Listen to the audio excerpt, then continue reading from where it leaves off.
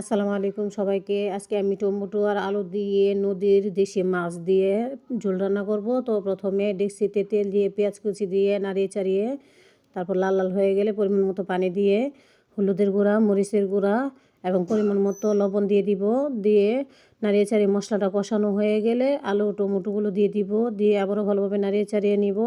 তারপর অপেক্ষা করব টমেটোগুলো কষানো হয়ে গেলে তারপর উপর দিয়ে ধুয়ে রাখা মাছগুলো দিয়ে দিব।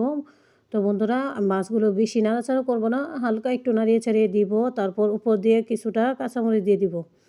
কাঁচামরিচগুলো দিয়ে দেওয়ার পর কিছুটা কষানো হয়ে গেলে তারপর আমি পানি দিয়ে দিব যতটুকু আমি ঝোল রাখবো। তো বন্ধুরা, উপর দিয়ে কিছুটা ধনিয়া কুচি দিয়ে দিব। দিয়ে একটু রসুন বাটা দিয়ে দিব। টমেটোর ঝোল রান্না করলে একটু রসুন বাটা দিতে হয় আলাদা স্বাদের জন্য। তো বন্ধুরা, আমার তরকারি প্রায় হয়েই এসছে। তো আমার পাশে থাকার জন্য সবাইকে ধন্যবাদ। আসসালামু আলাইকুম সবাইকে।